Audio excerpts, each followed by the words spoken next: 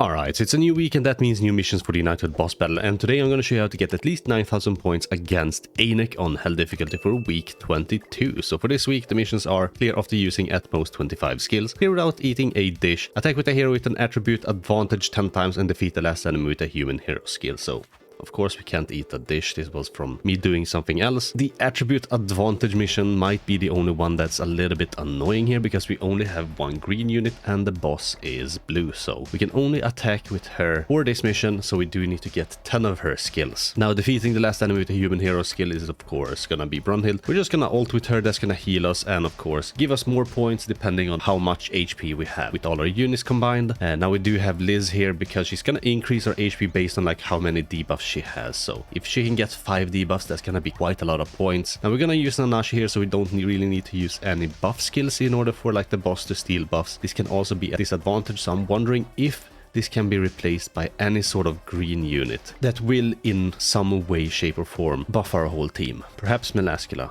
I do believe, yeah, she's gonna increase her basic stats by a little bit. I think Melascula might be better because she also has like a buff card and she can remove ults on level 1, whereas Nanashi can do that on level 2. And if you remove an ult, that's gonna give you at least 50 points, I believe. But we do have Luda Margaret here on Brunhild.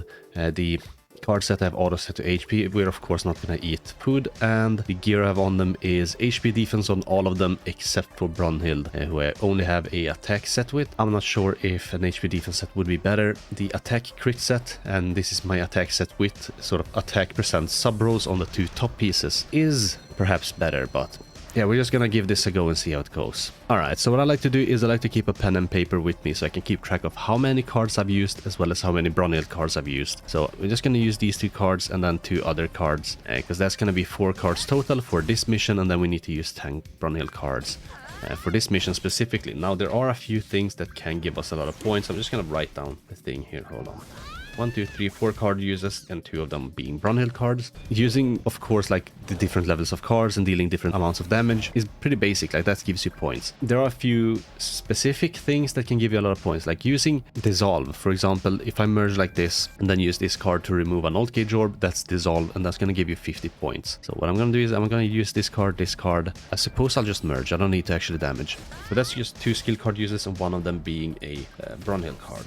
So there we go. Now also using attack skills with charge, so basically Liz Hawk's ultimate is a charge ultimate that's going to give you 50 points plus the 60 points for actually using ultimates. So using ultimates gives you also 60 points, which is nice. Removing ally debuffs using skills with the purify effect gives you 20 points. So if you can remove a lot of debuffs, that is also going to give you quite a lot of points. Unfortunately, we didn't get any more Brunhild cards here. That is unfortunate indeed. So what I'm going to do is I'm going to do this, that's 2 cards, and we're gonna use this card as well. That's 3 cards. 1, 2, 3. So basically you also need quite a lot of luck with this team in order to get enough Brunhild cards. Oh, we can actually get a gold card here, and we can get 2 Brunhild cards, so that's gonna be 5 total Brunhild card uses. It does apply this though, so I can't really attack him with Brunhild just yet. We're gonna merge like that and use 1 more card. That's 10 total card uses. Now generally I like to do this within like 7 turns, but unfortunately we have to do it a little bit longer here, just so I can like finish him off with Brunhild. Yeah, I'm gonna bank on getting a debuff card next turn, so I will do these 2 cards. I will do the ultimate here as well as this card. So that's gonna apply actually it doesn't apply a debuff yet. Well, it's gonna be 3 Brunhild cards anyway. God damn it. And 4 total card uses, so we're up at 14 card uses and 6 Brunhild uses. I did get another Brunhild card and another one. That's gonna be 8 total Brunhild cards. If I can get another one within the next 2 turns, that's gonna be perfect. So what I'm gonna do here is this. I will buff up and I'll use this card. Yes, no, yes. There's 2 Brunhild cards with a total of 18 card uses so far.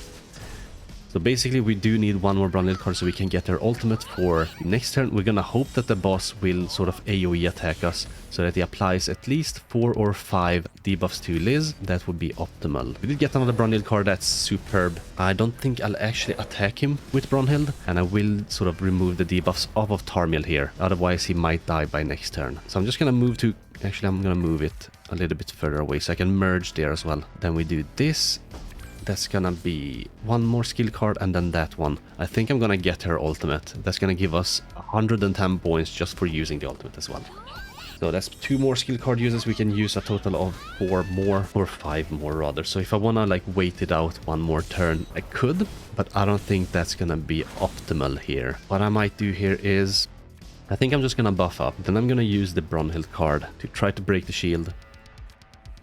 And if it doesn't break, like, it's probably not gonna break, but it is 45% increase to our attack, which is nice. And then this. And that should kill. So we're buffing up here. Now we're gonna deal quite a lot more damage. Alright, that is quite a lot, but it's not enough, you know. And it did more than 1 million damage, so he died. It didn't do quite a lot of overkill damage, but this should still be quite a lot of points.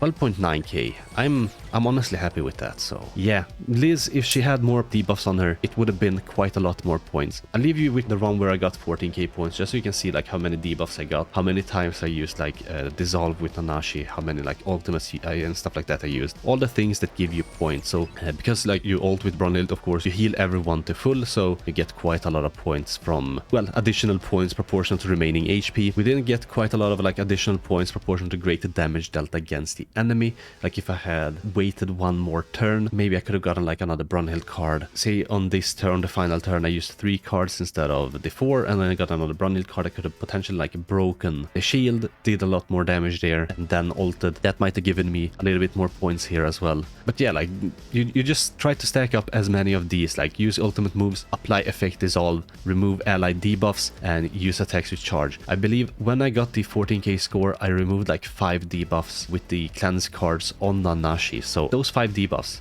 or if it was 6, that's like over 100 points, like 100 to 120 points if you like remove 5 or 6 debuffs. That is quite a lot. Just remember that you don't want to use the silver debuff cleanser when you do have debuffs on Liz, on at least like the second turn on the second phase. Yeah, try to like get as many of these points as possible, and it shouldn't take you that long, honestly.